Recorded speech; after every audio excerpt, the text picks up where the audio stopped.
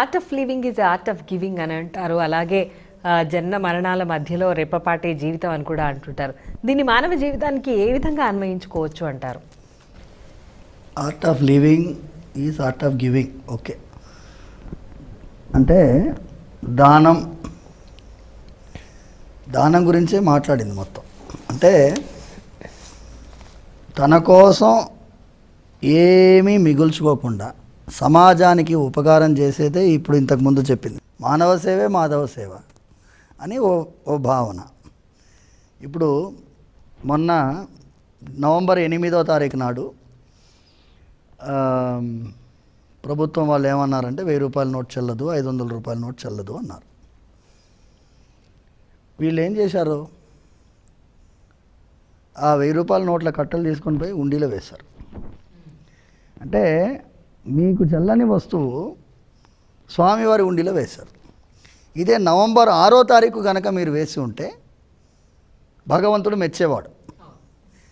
ఆ నవంబర్ 8వ తారీఖు కేంద్ర ప్రభుత్వం నిర్ణయం తీసుకోకపోయి ఉంటే మీరు వేసేవాళ్ళ?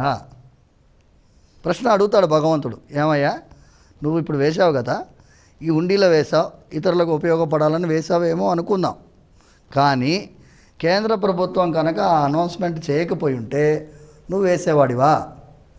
ఒక 500 స్క్వేర్ యార్డ్స్ ఉందనుకోండి ఓ ల్యాండ్, చాలు వీడికి, ఒక భార్య 2 పిల్లలు చాలు. కానీ వీడేం చేస్తున్నాడు, 500 ఎకరాల భూమి కావాలంటున్నాడు, ఒక 20 కార్లు కావాలంటున్నాడు, ఒక ల్యాంబోర్గిని కొనాలంటున్నాడు, 5 కోట్ల రూపాయల కారు. ఎందుకు? ఇదే ఈ ప్రశ్న.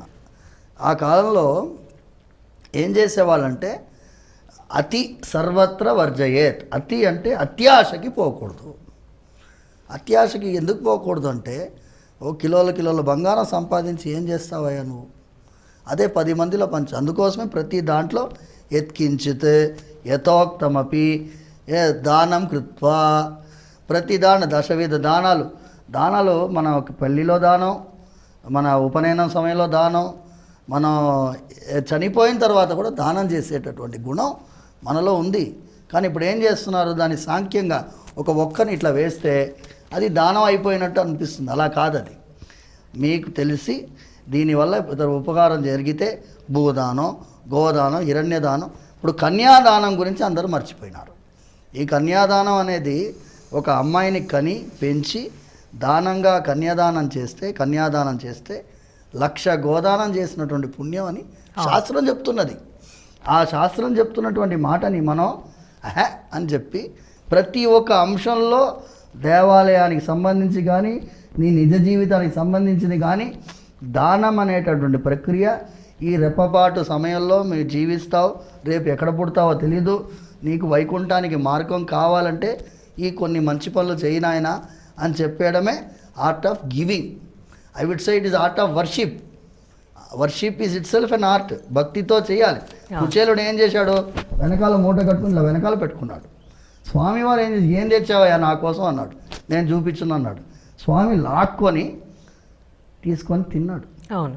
అలా భగవంతుడు మనకి ఇచ్చినప్పుడు మనం తిరిగి కొంచెం సమాజం కోసం ఖర్చు పెట్టేస్తే ఆనందంగా ఉండొచ్చు.